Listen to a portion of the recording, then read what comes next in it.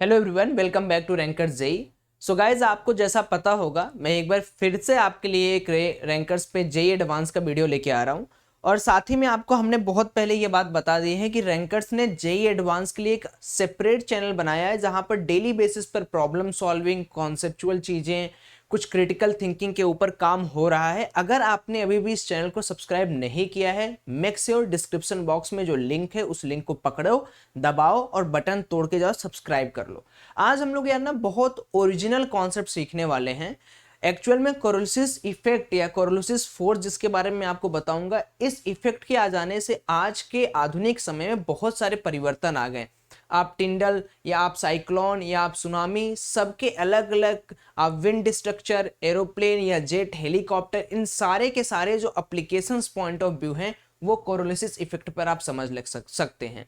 तो हमारे एडवांस के पॉइंट ऑफ व्यू से क्या भैया, ये बहुत इंपॉर्टेंट, क्योंकि मुझे जहां तक लग रहा है कि अगर आपने ज्योग्राफी पढ़ी होगी तो आपने यहां पर एक चीज समझा होगा, कोरोलिसिस इफेक्ट क्या होता है, हवा के दाब से या हवा के वजह से क्या परिवर्तन होता है, किस तरह डायरेक्शनल चेंज होता है, इन सारी चीजों के बारे में आपने समझा होगा।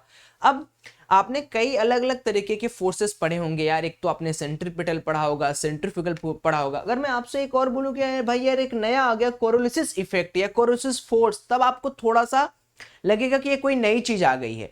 अब इसका सबसे ज्यादा उपयोग जेई एडवांस में कब कब किया गया है, तो आपने 2016 का पेपर देखा होगा, 2014 का पेपर देखा होगा। उन दोनों पेपर में एक एक सवाल इससे आए हैं। कल मैंने एक जनरल प्लेन का इक्वेशन आपको समझाया था जिसमें 4 तरीके के फोर्सेस दिख रहे थे। एक ने आपने नॉर्मली जो फोर्स लगते हैं वो देखा था, दूसरा स्यूडो फोर्स, सेंट्रीपिटल, उसके बाद आपने एक कोरोलिसिस फोर्स देखा था। इसी चीज को आज मैं आपको बहुत अच्छी तरीके से समझाऊंगा। तो सबसे पहले इस इफेक्ट को समझने की पूरी कोशिश करेंगे अपन। तो इस इफेक्ट को हम लोग इस तरीके से समझ सकते हैं, 3 मूविंग ट्रेन है, समझिएगा। ये इस समय का जो सिचुएशन है, इस समय पे ये वाला जो ट्रेन है यार, ये वाली जो नीली वाली ट्रेन है, इन दोनों के रिस्पेक्ट में बहुत धीरे चल रही है।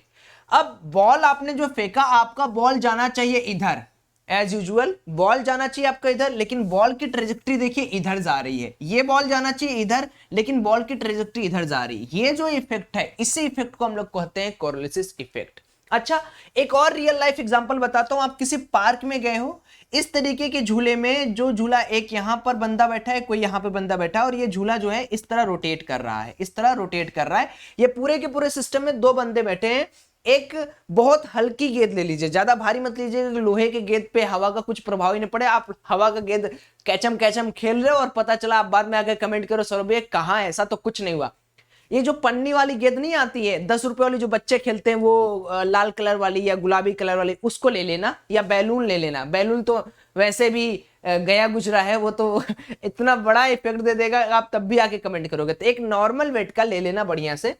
आप दोनों घूम रहे हो, आप अभी स्टेशनरी पे हो जाओ, जैसे अभी बैठे हुए, अभी घुमाया नहीं गया, तो आप जो गेंद फेंकोगे इस बंदे के हाथ में, सिंपली ऐसे फेंकोगे, ये पकड़ लेगा। लेकिन जब ये रोटेट करता हुआ रहेगा तो आप जो बॉल फेंकोगे, ये बॉल इधर चला जाएगा, डिफ्लेक्ट। तो ये जो इफेक्ट है, इसी को हम लोग कोरोलिसिस इफेक्ट बोलते हैं। तो आज हमें डिराइव क्या करना भाई, कि इस कोरोलिसिस फोर्स के बारे में कोई ऐसी चीज बताइए सौरभ, जिसको देखकर या जिसको देखकर हम लोग समझ सकें कि इसको डिराइव कैसे करते हैं। तो कोरोलिसिस फोर्स को डिफाइन करने के लिए हमें सबसे पहले थोड़ा मैकेनिक्स का ज्ञान होना चाहिए। मान लीजिए मैं आपके सामने एक पहला फ्रेम बना रहा हूं, this is my first frame. Let's suppose this is the Z axis, this is X axis and this is Y axis. तो मैं जो फ्रेम नंबर 1 बना रहा हूं, लेट्स सपोज मेरा जो फ्रेम नंबर 1 है वो इनर्शियल फ्रेम है या स्टेशनरी फ्रेम है। अब हम लोग क्या करेंगे, किसी एक एक्सिस को फिक्स्ड कर देते हैं। लेट्स सपोज जेड एक्सिस को हमने फिक्स किया, और इसी के अबाउट हमने एक नया एक्सिस का निर्माण किया जिसमें ये कुछ ना कुछ तरीके का रोटेशन करते हुए दिखाई दे रहा है। This is my new. जब आप रोटेट करोगे तो एक्सिस भी थोड़े थोड़े घूम जाएंगे। तो हम किसी स्टैंड पर पकड़ रहे हैं कि इसका वाई डैश आ गया, इसका एक्स डैश आ गया, और ये यहां से ओमेगा से घूम रहा है। तो हमारा जो फ्रेम 2 होने वाला है, that is non inertial frame, that is rotating frame. Frame number 2 is rotating frame. तो अब हमें इसी रोटेटिंग फ्रेम में देखना है कि भाई ये कोरोलिसिस फोर्स का इक्वेशन क्या निकलकर सामने आएगा। आपके इंजीनियरिंग में इसे पढ़ाया जाएगा, आप फर्स्ट ईयर में जाओगे तो बहुत सारी चीजें इसके रिलेटेड बताई जाएंगी। बट हाँ, पाथफाइंडर के कई सारे सवाल में, इरडो के कई सारे सवाल में इसका डायरेक्ट उपयोग होता है, इसलिए आप इसको देखें।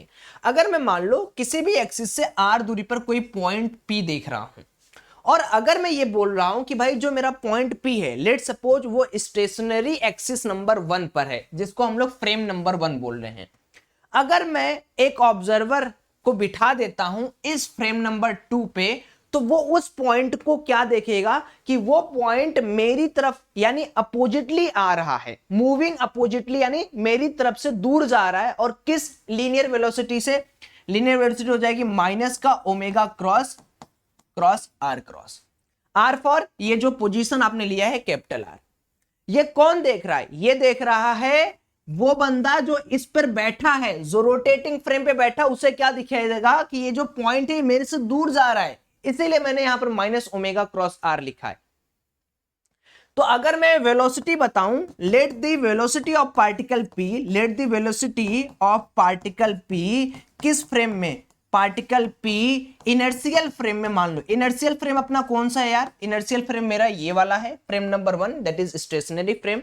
तो मैं बोल सकता हूं वेलोसिटी ऑफ पार्टिकल का रेट किस तरह चेंज हो रहा होगा? dr/dt, इसको हम लोग इनर्शियल फ्रेम बोल देते हैं। उसी तरह अगर हम लोग सेकेंड वाला डिराइव करें या डिफाइन करें, let the velocity of particle in S frame, that is non inertial frame. तो नॉन इनर्शियल फ्रेम में हमें ये किस तरह दिखाई देगा? इधर तो आपने dr/dt लिख दिया, सेम रेट तो वही चेंज होगा ना यार, रेट तो वही चेंज होगा, बस आप यहां पे ni कर दोगे, यानी नॉन इनर्शियल फ्रेम। देखिए नॉन इनर्शियल फ्रेम को हम लोग रोटेटरी फ्रेम बोल रहे हैं, तो कई लोग आर लिख सकते हैं, तो आर भी सही है, गलत नहीं, आप आर भी लिख सकते हो, उसमें कोई दो शक नहीं है, आप बिल्कुल आराम से लिख दो। तो हमने देखा कि यार जो रेट चेंज है इनर्शियल फ्रेम में और जो रेट चेंज है नॉन इनर्शियल फ्रेम में, ये एक तरीके से दिख रहे हैं, लेकिन इनका वजूद अलग अलग है। आप समझ पा रहे हो मेरी बात? ध्यान से समझो। अब अगर मैं इस वाले स्टेटमेंट को उठाऊं, क्या स्टेटमेंट था कि जो बंदा रोटेशन वाले फ्रेम पे बैठेगा वो उस पॉइंट को दूर जाते हुए माइनस ओमेगा क्रॉस आर से देखेगा। तो इन दोनों के रिलेशन को मैं किस तरह स्थापित कर सकता हूं, इसके बारे में सोचिए। मुझे किसके बारे में बताना है? dr/dt। किस फ्रेम में बैठ के देखना है? रोटेटरी फ्रेम में, यानी रोटेशन वाले फ्रेम में। तो रोटेशन वाले फ्रेम में मुझे क्या दिखेगा कि यार इस जो पार्टिकल है ये इनर्शियल फ्रेम में इसकी वेलोसिटी कुछ इस तरीके से चेंज हो रही थी, और रोटेशन फ्रेम में बैठने की वजह से मुझे एक नई चीज ये समझ में आएगी, माइनस ओमेगा क्रॉस आर। अब मैं इसको dr/dt इनर्शियल फ्रेम के टर्म में लिख सकता हूं क्या? सोच के देखो, ये हो गया dr/dt रोटेशन, ये इनर्शियल, ये माइनस ओमेगा क्रॉस आर। अब अगर मुझे लिखना है कि इनर्शियल फ्रेम का क्या होगा रेट चेंज, तो मैं लिख सकता हूं inertial frame is equal to dr/dt किसका? रोटेशनरी फ्रेम का प्लस ओमेगा क्रॉस आर। कितने लोगों की ये बात समझ में आ गई? तो मेरा ये क्या है? रेट चेंज ऑफ पोजीशन है मेरा। ये एक ऑपरेटर आर वेक्टर और आर वेक्टर तीनों में है। तो अगर मैं थोड़ी सी सिमिलरिटी देखूं और यहां पे थोड़ी सी चालाकी करूं, तो मैं ये बोल सकता हूं कि इस आर वेक्टर के जो ऑपरेटर हैं उनको हम लोग एक काम करते हैं, vi से रिमूव करते हैं। vi for velocity at inertial frame. ये एक नया ऑपरेटर हम लोग इंट्रोड्यूस कर रहे हैं, कोई जबरदस्ती नहीं, आप समझना। हम लोगों को क्या करना है यार, समझना यह है कि अगर कोई भी वेलोसिटी इनर्शियल फ्रेम में है तो सेम इसी हिसाब से उसका फ्रेम बदल सकता है ना? जिस तरह आप एक्सेलरेशन आपको पता चल जाएगा, तो ऑपरेटर बदलने में कोई दिक्कत नहीं है। तो आप क्या लिख सकते हो? dvi/dt, ठीक है, समझ पा रहे हो? इनर्शियल फ्रेम में that is equal to dvi/dt rotatory frame में plus omega cross into vi। अब देखो यहां पर देख खतरा है। देख भाई खतरा क्या है? खतरा इन द सेंस कि यहीं पर थोड़ी बहुत गलती आप एडवांस के एग्जाम में भी करोगे। जब आप पाथफाइंडर सॉल्व करोगे तो पाथफाइंडर ने काफी अच्छी तरीके से आपको फंसाने के लिए एक जाल बिछाया हुआ है यहां पर। अब बच्चे सोचेंगे कि अरे यार चलो ये सारा का सारा इक्वेशन सही है, मस्त है, मजा आ गया, देख के अच्छा लग रहा है। लेकिन देखिए खतरा कहां आ रहा है कि आप बात कंट्राडिक्टरी वाला करने लगे। क्यों? क्योंकि आप बोल रहे हो कि यार भाई रोटेटरी फ्रेम है, यानी रोटेशन हो रहा है नॉन इनर्शियल फ्रेम में, और बात आप किसकी कर रहे हो जनाब? आप बात करो vi की, यानी आप बात कर रहे हो रोटेशन में इनर्शियल की। ये कैसे संभव है भाई? यानी आपने कहीं ना कहीं इस चीज को भूल गए कि v इनर्शियल हमें इस रोटेशन के फ्रेम में देखना पड़ेगा। तो क्या अगर मैं यहां पर v इनिशियल लिखने की कोशिश करूं तो मेरी मदद कर सकते हो आप लोग? जैसे इसमें मदद किए थे, पीछे वाले में इसमें मदद किए थे, इन दोनों को कंबाइन करने पे यहां जैसे मदद किए थे। तो वी इनिशियल या सॉरी वी इनर्शियल आप लिख सकते हो, क्या लिखोगे, वी रोटेटरी वाला भैया प्लस का ओमेगा क्रॉस का आर, ये हो जाएगा क्या, सेम चीज है ना भाई, देख लीजिए कोई दिक्कत तो नहीं आ रही है। अब आपको क्या करना होगा, dvi by D T I that is equal to D of vi की वैल्यू सब्स्टिट्यूट कर दीजिए, vr plus omega cross R cross divide by D T, और ये हो जाएगा rotation frame plus omega cross into vi। अब सोचो आप इसके बाद कहां पहुंच रहे हो, आप पहुंचोगे एक्सेलरेशन में, फटाफट बताइए क्या इसके बाद आप एक्सेलरेशन में पहुंच सकते हैं, सोच के बताइएगा। सारे बच्चे एक साथ कमेंट में लिखेंगे कि क्या आप इसके बाद एक्सेलरेशन तक पहुंच सकते हो। जैसे ही आप एक्सेलरेशन में पहुंचोगे, आप हर पॉइंट पर मास का मल्टीप्लाई कर देना। जैसे ही आप एक्सेलरेशन वाला इक्वेशन निकालोगे, just multiply whole the equation by mass small m, जो भी मास आपका दिया होगा उस पार्टिकल का। तो जैसे ही आप करोगे तो आपके पास रिलेशन किस में मिलेगा, फोर्स में, फोर्स रोटेशन, रोटेशन वो वाला इनर्शियल नॉन इनर्शियल फ्रेम हो गया, that is F I minus 2 times of M omega cross, सोच के बताना, वी या आर, वी किसमें, रोटेटरी फ्रेम में। जो बार बार मैं रोटेटरी फ्रेम बोल रहा हूं उसका मतलब non inertial frame, minus M into omega cross, ये वाला क्या होगा, आर।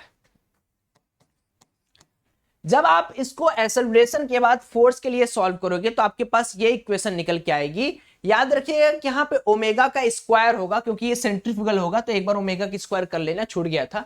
ये वाला जो है दोस्तों, ये क्या है, इसी को हम लोग बोलते हैं कोरोलिसिस फोर्स। और ये क्या है, ये दोस्तों अपने पास है सेंट्रीफ्यूगल फोर्स। क्या है, सेंट्रीफ्यूगल फोर्स। अब आपको थोड़ा थोड़ा मेरी बात समझ में आ रही होगी कि आखिर हम लोग कल भी अपने एग्जामिनेशन के सवाल करते हुए -2m omega cross V R की वैल्यू को हम लोग क्यों कोरोलिसिस फोर्स का नाम बार बार दे रहे थे, या हम लोग बार बार इसके बारे में क्यों बातचीत करते हैं। तब जब मैंने जनरल पाथ का इक्वेशन बताया था तो मैंने इस चीज को बहुत अच्छी तरीके से आपको समझाया था कि यहां पर आके आपको थोड़ा सावधान होना पड़ेगा कोरोलिसिस फोर्स के बारे में।